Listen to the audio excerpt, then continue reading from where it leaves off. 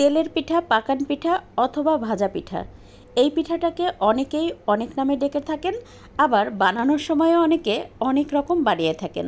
হ্যাঁ, এটা সত্যি, সবসময় এই পিঠাটা ফুলতে চায় না অনেকের কাছেই, বা একেবারে পারফেক্টভাবেও হয় না।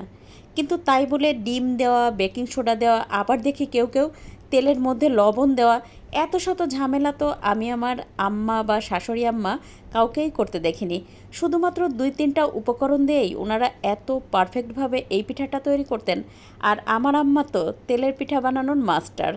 যাই হোক, আর কোনো কথা না, এখন সরাসরি পিঠা বানাতে চলে যাই। তো তার জন্য এখানে একটা পাত্রে আমি 1.5 কাপ পরিমাণ ভেজা চালের গুঁড়া নিয়েছি, সাথে দিয়ে দেবো আধা কাপ পরিমাণ আটা। আপনি চাইলে ময়দা দিয়েও করে নিতে পারেন। সেই সাথে দিয়ে দেবো স্বাদমতো লবণ। আর চালগুলো কিন্তু আমি বেশ ভালোভাবে ভিজিয়ে তারপর মেশিন থেকে গুঁড়ো করে আমি ডিপ ফ্রিজে রেখে দিয়েছিলাম। আর সেখান থেকেই কিন্তু আমি 1.5 কাপ গুঁড়া নিয়ে পিঠা তৈরি করছি। আর আজকের পিঠা আমি গুড় দিয়ে তৈরি করব, আর এটা হচ্ছে খেজুর গুড়। 1 কাপ পরিমাণ খেজুর গুড় দিয়ে দেবো। আপনি আপনার পছন্দ মতো মিষ্টিটা এখানে অ্যাড করবেন।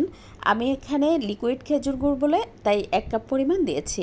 এবার বেশ ভালোভাবে নেড়ে মিশিয়ে নেব, আর সাথে দিয়ে দেবো আধা কাপ পরিমাণ গরুর দুধ। দুধটা একেবারেই অপশনাল, হাতের কাছে থাকলে দিবেন, না হলে দেওয়ার দরকার নাই, শুধুমাত্র পানি দিয়েই এটা করে নিতে পারেন। আর দুধ দিলে টেস্টটা একটু ভালো আসে, সেই কারণে আমি দুধ দিয়েছি। তো এখন খুব ভালোভাবে নেড়ে মিশিয়ে হাত দিয়ে বেশ ভালোভাবে আমি এটা একটু মেখে নেব। তো দেখতেই পাচ্ছেন আমি কিন্তু বেশ ভালোভাবে মেখে নিয়েছি। আর এই পর্যায়ে দিয়ে দেব অল্প অল্প করে একটু পানি, তারপরে বেশ ভালোভাবে নেড়ে মিশিয়ে নেব। আর দেখতেই পাচ্ছেন ব্যাটারটা কিন্তু ঠিক এরকম হয়েছে, মানে চিতই পিঠা থেকে একটুখানি ঘন। তো তারপরে এখন পিঠাটা তৈরি করার জন্য চুলায় একটা প্যানে তেলটা বেশ ভালোভাবে গরম করে নিয়ে আমি প্রয়োজন মতো এই যে গুলাটা দিয়ে দিলাম, দিয়ে তারপর আমি একটা একটা করে পিঠাটা তৈরি করে নেব। তো প্রত্যেকটা সাইড কিন্তু আমার 1.5 মিনিটের বেশি সময় লাগেনি, মোট 3 মিনিট মতো পিঠাটা ভেজে তুলে নিচ্ছি। আর চুলার আঁচটা একদম তেল যখন গরম হয়ে যাবে তখন কিন্তু মিডিয়াম করে দিবেন, তা না হলে কিন্তু একদম হাই হিটে যদি রাখেন পিঠাগুলো দ্রুত কালার চলে আসবে আর ভিতর থেকে কিন্তু কাঁচা থেকে যাবে। তো দেখতে পাচ্ছেন আমি কিন্তু ঠিক একইভাবে প্রত্যেকটা পিঠা তৈরি করে নিচ্ছি। আর আমার কিন্তু প্রত্যেকটা পিঠা একেবারে ফুলকো ফুলকো হয়েছিল।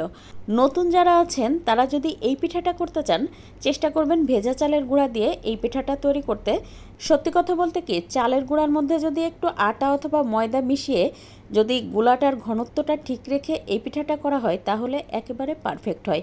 আর নিশ্চয়ই দেখেই বুঝতে পারছেন আমার পিঠাগুলো কতটা পারফেক্ট হয়েছিল। আর প্রত্যেকটা পিঠা কিন্তু নরম তুলতুলা ছিল, খেতে অসম্ভব মজার হয়েছিল। আজকের ভিডিও ভালো লাগলে প্লিজ একটু শেয়ার করে দিবেন, একটা লাইক দিয়ে পেজ ফলো করে পাশে থাকবেন। আজকের ভিডিও কে কোথা থেকে দেখছেন চাইলে কিন্তু আমাকে কমেন্ট করে জানাতে পারেন। আর এভাবে আপনি কিন্তু চাইলে খুব সহজে তেলের পিঠা তৈরি করে নিতে পারবেন। আজ এ পর্যন্ত, কাল আবার নতুন কোনো ভিডিও নিয়ে দেখা হবে ইনশাল্লাহ। সে পর্যন্ত সবাই ভালো থাকবেন, সুস্থ থাকবেন। আল্লাহ হাফেজ।